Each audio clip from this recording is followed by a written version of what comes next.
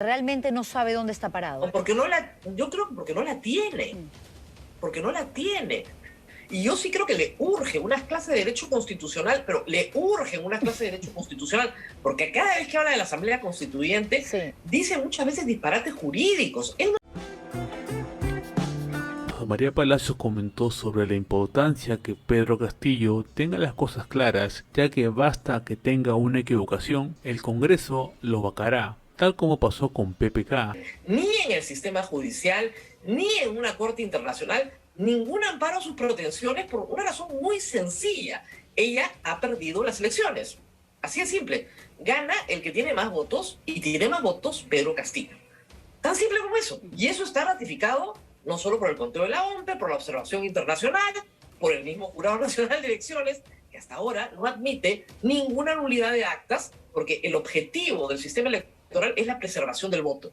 Y además por una razón también muy simple. Fuerza Popular no ha podido acreditar una sola persona suplantada en un acta de votación de todas las actas que hay en el Perú, que son además muchísimas, más de 85.000 mesas de votación, ¿verdad? De acuerdo. ¿Y cómo quedan los organismos electorales después de esto? ¿Cómo queda Pedro Castillo, que va a ser el proclamado, guste o no, frente a toda una campaña para deslegitimizar el proceso electoral, a la OMPE, al Jurado Nacional de Elecciones y a lo que eventualmente suceda con el próximo gobierno? Porque hay casi la mitad de un país que ha votado por ella y de esa casi mitad un grupo importante que consideran que hubo un atropello, que hubo un fraude y se han comido el cuento.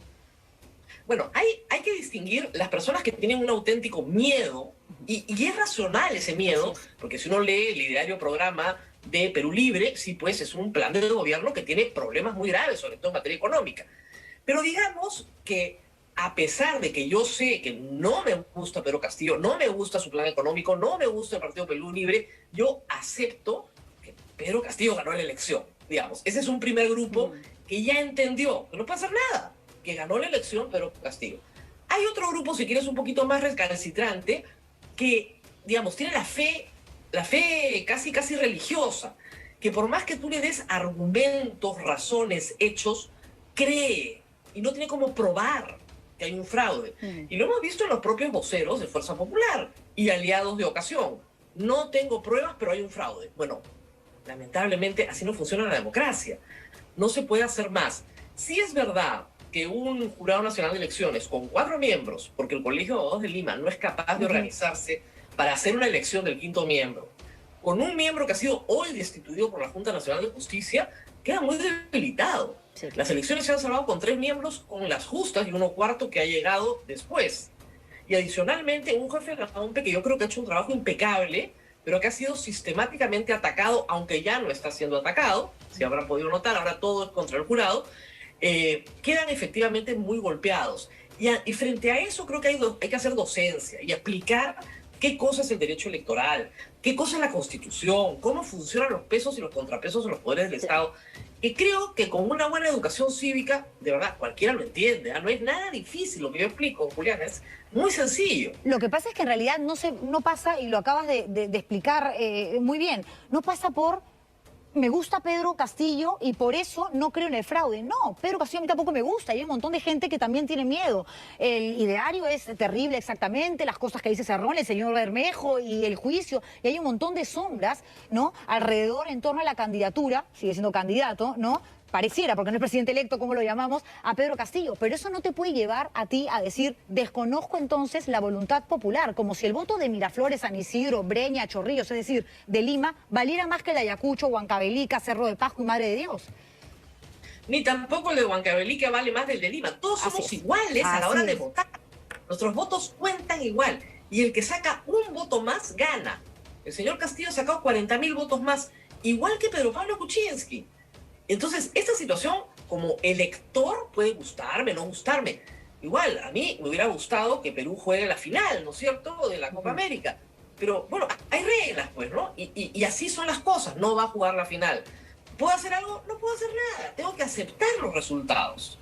De acuerdo, es una terquedad que además lleva a pisotear la democracia de la que tanto hablan, de no reconocer las reglas de juego en un Estado de Derecho que desde siempre, sobre todo por el temor de que mañana, para muchos, que es absolutamente comprensible y racional, de que Perú pueda convertirse en un país donde no se reconocen las libertades principales, una especie de filial venezolana, con más razón tienes que abrazar esa democracia y protegerla, sin importar si eres de izquierda, de derecha, de centro, no importa. Así es lo que siempre digo, es muy difícil defender la democracia si estás pidiendo un golpe de Estado. Sí, claro. O sea, ¿cómo puedes estar pidiendo la democracia Sí. si estás pidiendo un golpe de Estado? ¿Qué clase de demócrata eres? No tiene ni el más mínimo sentido.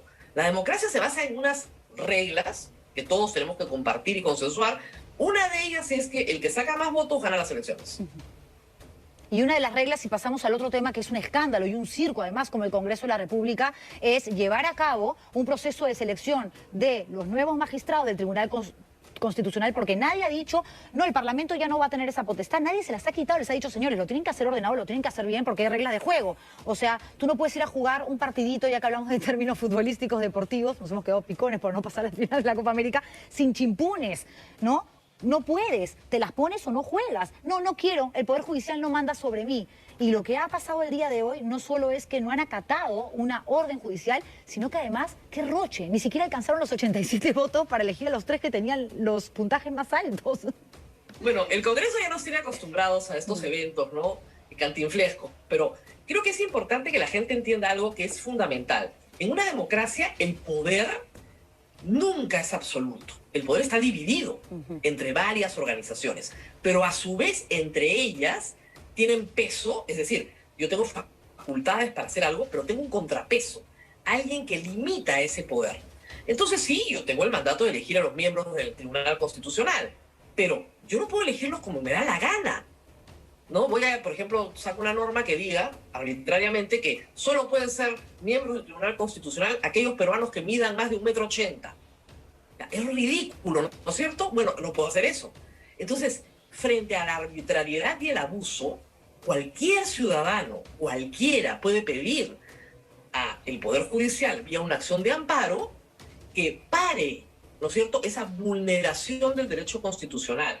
Y la jueza, al admitir la demanda, puede otorgar al demandante una acción cautelar, una medida cautelar que paraliza el abuso que se va a cometer, porque el objeto de la acción de amparo es reponer las cosas al estado anterior a la violación.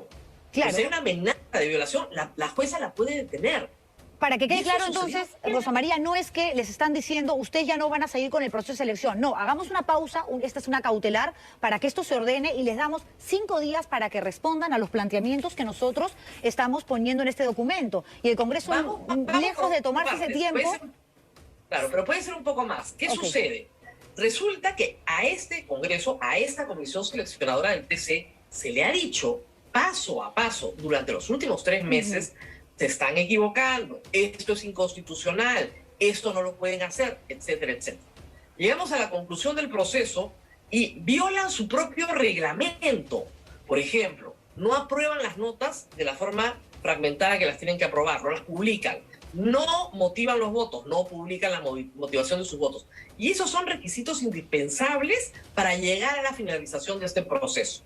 Entonces, la jueza dice, si no cumplen los requisitos, han violado ¿qué? El debido proceso, el derecho al debido proceso. Y por lo tanto, no se puede continuar con este proceso. Entonces, hay otra acción de amparo que está entrando de profesores de la Universidad Católica. ¿Con Luciano López? Exacto, Luciano López y Walter Arán, que van más allá, que dicen que no solamente este proceso es nulo, sino toda la 4ª legislatura es nula por haberse aprobado sin los requisitos que impone el TC. Entonces, si a mí me llega esa notificación, yo ya conozco de ella, porque hoy día he escuchado a unos que no ha llegado todavía y todos están hablando de ella, ya conoces de ella, pues, hechos propios. Muy bien, entonces ya conoces de ella, lo que tú tienes que decir es, bueno, acato la resolución. Yo no puedo estar de acuerdo, y si no estoy de acuerdo, apelo. ¿Apelo a qué? A la cautelar, para que una instancia superior resuelva. Eso es todo lo que puedo hacer. Yo no puedo decir que la OCMA destituya a la jueza. Eso pasa pues en Corea del Norte, ¿no? En Cuba. Pero en una democracia eso no pasa. Los jueces tienen protección constitucional también en su puesto Y lo que ha hecho la jueza es responder. Y yo estoy segura que la siguiente acción de amparo que viene va a tener el mismo desarrollo, porque es lo que manda la Constitución. Y al final de cuentas, ¿a dónde terminan estas acciones de amparo? En el actual Tribunal Constitucional. Y la coyuntura política, Rosa María, es tremenda, porque, claro, por un lado tenemos la acusación contra Keiko Fujimori, la han agregado en una nueva indagación con respecto a los Vladiaudios y demás, y aparece ahora la noticia que le acabamos de dar, que el Ministerio Público solicita incluir también en la investigación por el escándalo de los dinámicos del centro al propio Vladimir Cerrón. Mira, hay que tener una cosa clara para todo el público, ¿ya? Que se investigue algo no significa que haya una sentencia. La forma en la que los periodistas presentamos las cosas, ¿no es cierto?, le da cierto dramatismo. Que se investigue algo no quiere decir, en pocas cosas, más que eso, que se está investigando. No hay acusación, no hay sentencia. Nadie ha sido sentenciado, salvo Vladimir Cerrón, que sí tiene una sentencia, ¿no es cierto?, y nadie ha sido acusado. Entonces, calma. Todo va en su ritmo y en su tiempo. No es posible, ¿no es cierto?, acusar mañana a los dinámicos del centro y sancionarlos pasado mañana. Estos procesos tienen un tiempo. Y muchas veces sucumbimos al escándalo. Hasta el día de hoy, Keiko Fujimori no tiene una sentencia.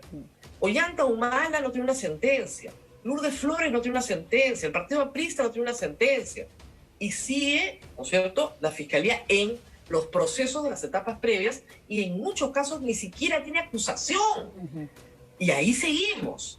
Entonces, todo tiene que esperar su momento, y el proceso sí, pues, es largo y complicado, a veces demasiado largo, pero tarde o temprano tendrá una resolución. Y tal vez esa resolución de absolución no sea tan estridente como el titular que dice se investiga, claro, o la Fiscalía pide, ¿no? Que es muy diferente a tener una sentencia. De acuerdo, porque es como la denuncia. Cualquiera puede denunciar cualquier cosa, pero una cosa es que la investigación te vaya dando la razón y que el cauce te vaya demostrando que lo más seguro es que haya una acusación y luego, por lo tanto, de pronto una sentencia y una condena. Pero efectivamente, claro, es todo un trayecto. Y una cosa es la investigación periodística, que no es una investigación fiscal, que puede tener una historia muy potente, una historia muy sabrosa, muy contundente, bien armada, pero nosotros no somos ni fiscales, ni jueces, ni verdugos. Entonces, de eso se ocupa el Poder Judicial. Para eso tenemos una democracia, y en la democracia son los jueces los que juzgan y condenan.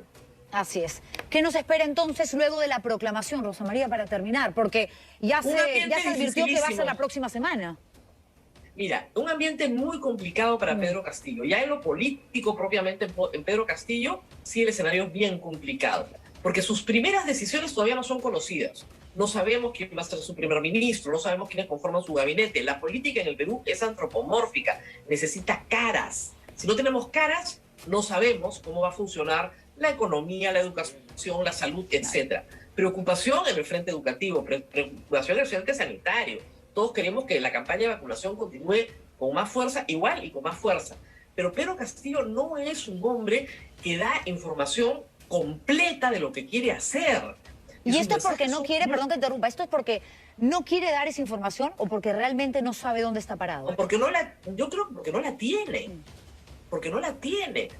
Y yo sí creo que le urge unas clases de Derecho Constitucional, pero le urge una clase de Derecho Constitucional, porque cada vez que habla de la Asamblea Constituyente, dice muchas veces disparates jurídicos. Él no le puede pedir al Congreso que ponga en agenda una Asamblea Constituyente. Eso no tiene ni pies ni cabeza. ¿Ya? Es un desastre jurídicamente. Entonces alguien tiene que explicar que eso no se puede hacer, para luego decir que va a respetar los mecanismos establecidos en la Constitución.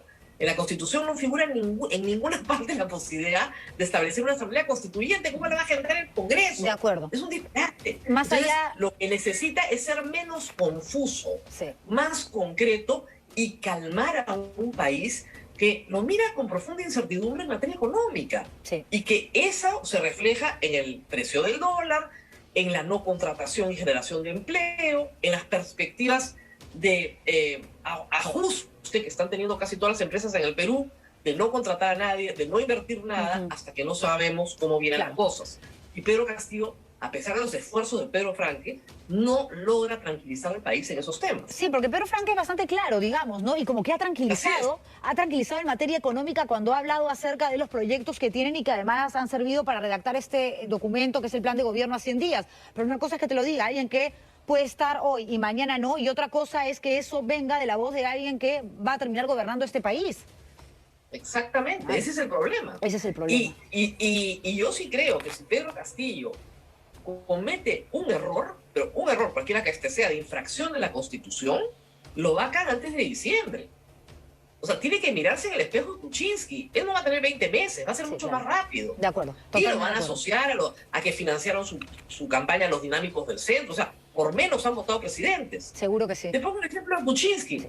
Tuvo que renunciar, forzado por las circunstancias. Hasta el día de hoy, 3 años después, nadie lo ha acusado de nada y sigue en arresto domiciliario en su casa. Esto sin tomar en cuenta que a Pedro Castillo se la tienen mucha más jurada que a PPK hace 3 años, porque la sangre en el ojo del fujimorismo ahora, digamos, es mucho más fuerte que la de antes. Mira, si es así, es terrible, porque ya la de antes fue espantosa y ya vivimos ese congreso donde se bajaban ministros por las puras, paraban proyectos de ley por las puras, paraban buenos proyectos de ley para el Perú por las puras. Ya vivimos ese tormento 5 años. Y lo hemos seguido viviendo después de la disolución del Congreso, porque el Congreso que entró en el mismo talante al final. Eso es lo que vamos a tener 5 años por delante, eso es lo que nos espera, de verdad. Ese tormento, bueno, es terrible, para el país es terrible. La única diferencia es que esta vez Keiko Fujimori no tiene 73 congresistas, pero sí agrupa 44, de los cuales, o 41 creo, porque ya renunció, 43, perdón, porque ya sacaron al señor Valer, que estará contigo en unos instantes, pero que esos 44 congresistas lo que reflejan al final es una voluntad obstruccionista, que son básicamente la alianza entre Renovación, Fuerza Popular y Avanza País. Ojalá me equivoque, pero la imagen que están dando al país es que entran para obstruirlo todo. Bueno, vamos a ver cómo sale. Es claro el odio que sienten y que tienen y el nivel de violencia que están generando a todo nivel porque no aceptan pues que perdieron. Rosa María, gracias. La verdad es que no es un tema de odio. Yo creo siempre que no es un tema de amor ni de odio. Creo que es un tema de codicia. De codicia. O sea, de codiciar el poder y no tenerlo. Qué feo que además ese nivel, esa desesperación por conseguir el poder, por estar cerca del poder, que puede ser muy seductor, pero qué triste que te lleve a dejar de ser, por lo menos, no una buena persona, pero por lo menos una persona correcta, ¿no? Tremendo realmente.